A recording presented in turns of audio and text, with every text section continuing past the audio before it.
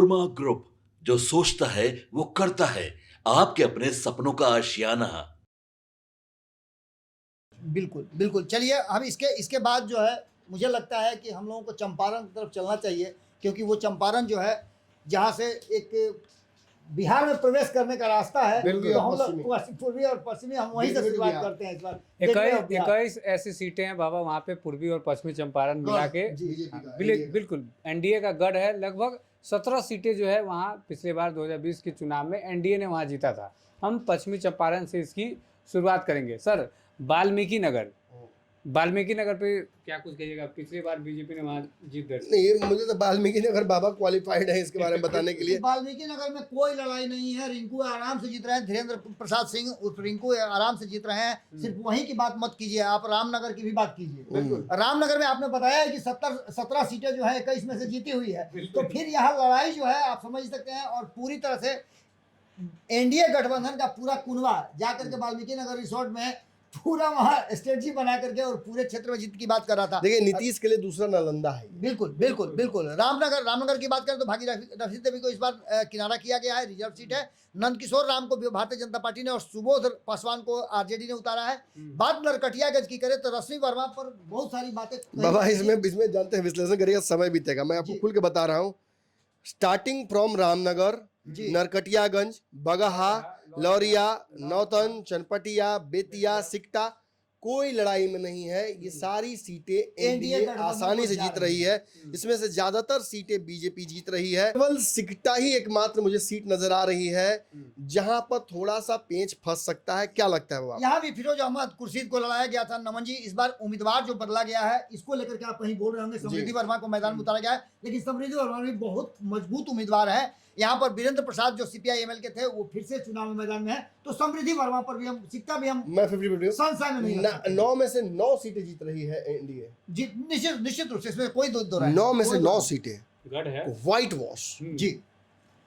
चलिए हम अब पूर्वी चंपारण निश्चित। पूर्वी चंपारण में भी 12 विधानसभा सीटें हैं। ये भी एनडीए का गढ़ है। 9 सीट एनडीए यहाँ जीता है। बिल्कुल। तो रक्सौल से बहुत शुरू करेंगे हम लोग। रक्सौल किसको लगता है आपको क्या होगा? देखिए, रक्सौल में कोई लड़ाई नहीं है। प्रमोद कुमार सिन्हा लगातार जीतते आ रहे हैं, इस बार भी जीतेंगे। बात करें सुगौली की तो सुगौली में रामचंद्र साहनी, यहाँ साहनी का जीते थे वीआईपी से। इस बार ये सीट जो है राजेश कुमार को गया है, एलजेपीआर से गया है। और यहाँ पर श्याम किशोर प्रसाद हैं। यहाँ पर एलजेपी का पलड़ा मुझे भारी लग रहा है, क्योंकि जेजेपी ने भी अपना उम्मीदवार उतार दिया है। यानी तेज प्रताप यादव ने अपना उम्मीदवार उतार करके यहाँ थोड़ा आसान कर दिया है। मुझे लगता है सुगौली सीट एलजेपी जीत जाएगी निश्चित रूप से, इसमें कोई दो राय नहीं है। एनडीए का दबदबा भी रहा है सीट पर, और इस बार आसान सी जीत सामने दिख रही है। जी। नरकटियागंज की बात करें नमन जी, तो श्याम बिहारी प्रसाद यहाँ से जीते थे जदयू से। समीम अहमद को आरजेडी ने उतारा था। इस बार उम्मीदवार बदले हैं। मुसलमानों का जनसंख्या है नरकटियागंज में, एक बड़ी जनसंख्या है। ठीक है नमन जी, लेकिन एक बात अब समझिए ना, यहाँ पर जो उम्मीदवार बदले हैं जदयू ने, तो कहीं ना कहीं कुछ सोच करके ही बदला होगा। और यहाँ विशाल शाह को उतारा गया मैदान में। जानते ही शाह समाज से आते हैं, बनिया समाज से, और बनिया समाज निश्चित रूप से बहुलता यहाँ है। तो यहाँ पर शकील अहमद, और इसमें लड़ाई है निर्णायक। मुझे लगता है कि कुर्मी कुशवाहा वोट यहाँ हो जाएगा। इसमें निश्चित रूप से, इसमें कोई दो राय नहीं है। यहाँ सबसे बड़ी बात है कि अगर सामने लड़ाई हो जाए दोनों वोटरों में, तो कुर्मी कुशवाहा जो कि अगर नीतीश के पक्ष में जाएंगे या लोजपा के पक्ष में जाएंगे, या अगर माफ कीजिए लोजपा बोल रहा हूँ, या अगर नीतीश के पक्ष में जाते हैं तो ये आसान जीत हो जाएगी। निश्चित रूप से इसमें एक और ट्विस्ट है नमन जी। तो ट्विस्ट ये है कि जनसुराज ने यहाँ से यादव उम्मीदवार उतार करके कहीं ना कहीं आसान कर दिया है। वही मैं कह रहा हूँ, कई जगहों पर उल्टा भी फायदा होगा। हरसिद्धि आसानी से एनडीए जीत रही है। गोविंदगंज आसानी से लोजपा जीत रही है। ये पहली सीट होगी, मुझे लगता है कि जो 1-2 बजे तक क्लियर हो जाएगा, बहुत कंफ्यूजन नहीं रहेगा। आराम से राजू तिवारी जीत रहे हैं। बहुत तपस्या की राजू तिवारी ने, बाप रे बाप, इतनी तपस्या तो मैंने किसी भी नेता को करते देखा ही नहीं। चिराग पासवान से ज्यादा उम्र में बड़े हैं, लेकिन चिराग पासवान के पीछे हनुमान की तरह जो घूमे हैं, वो तब हाँ बिल्कुल, ये तपस्या का इनको फल मिला है। और ये निश्चित ही जीतने के लिए मतलब इनको जीतना भी चाहिए। मुझे लग रहा है कि केसरिया में बाबा पेच फंस जाएगा। इस बार केसरिया महागठबंधन निकाल सकता है। वरुण विजय आपके पुराने मित्र के पुत्र जी, क्या लगता है आपको? आप ही बता सकते हैं। नहीं देखिए, इसमें सबसे बड़ी बात यह है कि महेश्वर सिंह का दबदबा है बाबा। वो उसमें कोई दो राय नहीं है। निर्दलीय जब जीत सकते हैं, का वोट भी है, जब निर्दलीय वो जीत सकते हैं तो समझ ही सकते हैं मलाहों का वोट है इस क्षेत्र में, और सामाजिक कार्य भी बहुत ज्यादा करते हैं। दूसरी तरफ मलाहों का वोट है। निश्चित रूप से यहाँ पर एज जरूर है, और कहीं ना कहीं वरुण विजय को मैं जीतता। शालिनी मिश्रा थोड़ा फंसती नजर आ रही है। 50-50 का मामला रखे कि 60-50 रखे महागठबंधन को? नहीं, यहाँ 75-25 का मामला रखेंगे। 75 महागठबंधन, जी जी 25 एनडीए। जी 2024 में आपको याद होगा कि मुझे भी लगता है महागठबंधन बहुमत साबित करते समय भी इन पर बहुत बहुत बहुत बहुत महागठबंधन यहाँ से निकलता है, लगता सीट निकाला।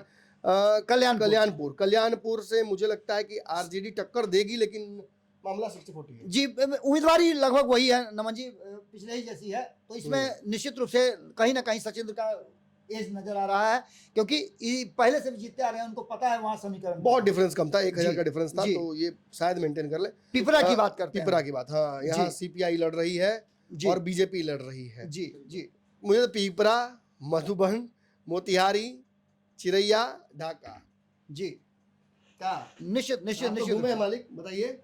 ये सीटें तो जहां भी आप गए थे एनडीए ही नजर आ रहा था मुझे। भाजपा का गढ़ बिल्कुल। किसको हराइएगा नमन जी? पवन जायसवाल को हराइएगा कि लाल बाबू को हराइएगा, प्रमोद कुमार को हराइएगा, राणा रणधीर को हराइएगा, किसको हराइएगा? और सर, सब तो लगातार जीतने वाले और सबसे बड़ी बात सर, जिसे लोकतंत्र में भगवान कहा जाता है, जो जनता स्वरूप है, जब उनसे बातचीत हो रही थी, हम जब सवाल कर रहे थे कि क्यों बेहतर है नीतीश या क्यों बेहतर है तेजस्वी, तो नीतीश ने मास्टर स्ट्रोक खेलकर ये बता दिया है कि क्यों बेहतर है। और रहा बात दोनों एक साथ है, नीतीश और मोदी की जोड़ी है, तो लोग साफ तौर पे देख पा रहे हैं कि बिहार की बेहतर के लिए कौन बात कर सकता है। तो बाकी तो सर जनता कहती है। 10,000 वाला ट्रिक भी यहाँ बहुत काम किया है निश्चित रूप से। तो बाबा, अगर हम देखें इन 12 सीटों की जिक्र, 12 सीटें हैं ना जी, 12 सीटों में हम 21 सीटों को लेते हैं नमन जी, पश्चिमी और पूर्वी चंपारण को ले लें तो 21 सीटों में से हमें 17 सीटें जीती हुई दिखाई दे रही है। बिल्कुल 17 से ऊपर संख्या बढ़ेगी बाबा जी, संख्या पिछली बार कितना था? पिछले बार 17 नहीं, तो मुझे लगता है आसानी से 18-20 तक जा रहा है इस बार, बहुत आसानी से 18-20 एक वही वरुण विजय का जो आपने बताया वहां आकर के एक वरुण विजय पे पेश फंस रहा है, एक नरकटियागंज में पेश जी जी जी, बस वही बाकी दो बाकी सब मुझे लगता है एक सीट मात्र नमन जी, एकमात्र सीट जो शिवार है, हम उसकी बात कर लेते हैं। जिले की एकमात्र सीट है जिसकी हम बात कर लेते हैं, और इसमें उम्मीदवार बदले गए हैं। अब जनता दल यूनाइटेड ने एक बड़ा ट्विस्ट खेला है। हालांकि चेतन आनंद को यहाँ से हटाया गया, तो उनकी मां यहाँ से सांसद हैं, ये भी याद रखना चाहिए। और इसको लेकर के श्वेता गुप्ता को जनता दल यूनाइटेड ने दिया है, तो वही 36,000 वोट से जीते थे चेतन आनंद जी। नवनीत झा जो है यहाँ आरजेडी के हैं, इसको लेकर के इस बार कहा यह जा रहा है कि श्वेता को उतारने के पीछे का बहुत बड़ा कारण है। आपको मैंने बताया ना कि गुप्ता बनिया समाज से, वैश्य समाज से अधिक उम्मीदवारों को इस क्षेत्र में उतार करके, जो पिछला जो एबीसी जी जी एबीसी को अपने पाले में उसको अपने पाले में करने, और चूंकि ये कोर वोटर हुआ करते हैं, उनको वापस फिर से भारतीय जनता पार्टी लाना चाहती है। लेकिन आपको नहीं लगता हुआ कि मतलब महागठबंधन ने मुस्लिम प्रत्याशी नहीं उतारकर एक रिस्क भी लिया है? निश्चित, मुस्लिम नाराज हो जाए, इसमें कोई दो राय नहीं। लेकिन अगर मुसलमान गोलबंद हो जाते हैं जी, और सवर्णों का वोट मिल जाता है, तो ये सीट तो महागठबंधन निकाल सकती है। निश्चित रूप से सीवा सीट 50-50 निश्चित 50 या मैं लगता है महागठबंधन को 60 देते हैं। हाँ, आप महागठबंधन 60% तक दे सकते हैं, क्योंकि उम्मीदवार जो आपने 70 और 30 का इसमें रेशियो 70-30। चलिए, मतलब महागठबंधन के फेवर में ये सीट जा रही है, ऐसा, हाँ, ऐसा हम मान रहे हैं। चलिए, आपके सपनों को हमने सजाया है, ई होम्स पैनोरमा को हमने बनाया है। ई होम्स मेरा एक सपना था, जिसपे मैं पिछले 4 साल से काम कर रहा था। हमने जो बनाया है वो सबने है माना। ई होम्स पैनोरमा में हो आपका भी आशियाना। और फाइनली हमने 2021 में इस प्रोजेक्ट को लॉन्च किया। बहुत लोग अप्रिशिएट कर रहे हैं कि पूर्णिया जैसे शहर में, बिहार के, एक तो बिहार की बात करें, उसमें भी पूर्णिया जैसे छोटे जगह में इस तरह का लाइफस्टाइल देना, ये सुन के हम लोगों को बहुत अच्छा लगता है। ई होम्स में हमने कुछ और भी किया है, जैसे हम जिस जगह में रह रहे हैं, हमारे फैमिली सिक्योर हो, उनको सिक्योरिटी का ध्यान में रखा है। आपकी सुविधा और सुरक्षा आपके लिए खास है, ये आपका विश्वास है। इसमें आर्टिफिशियल इंटेलिजेंस का 7 लेयर सिक्योरिटी का हमने इस्तेमाल किया है। लस ग्रीन कैंपस को बनाया है, यदि हमारा बाउंड्री वाल है तो वो वर्टिकल गार्डन है। ये जितनी भी फैसिलिटी होता है एक इंटरनेशनल टाउनशिप में, ई होम्स है, ये हम लोग विश्वास नहीं कर पा रहे हैं। जो भी हमारे मित्र दोस्त या जो भी हमारे बाहर के बाहर आते हैं, तो हम लोगों को बहुत अच्छा सुनने को मिलता है और बहुत अच्छा क्रेडिट मिल रहा है। वो सारा हमने सिर्फ एक बिल्डिंग नहीं बनाया, हमें एक बहुत अच्छा लाइफस्टाइल दिया ई होम्स में, और मेरा एक सपना था जिसको मैं आज फुलफिल होते हुए देख पा रहा हूँ। ये आपका आवास है। ई होम्स पैनोरमा में अब आपका निवास है। E homes Panorama, luxurious lifestyle redefined.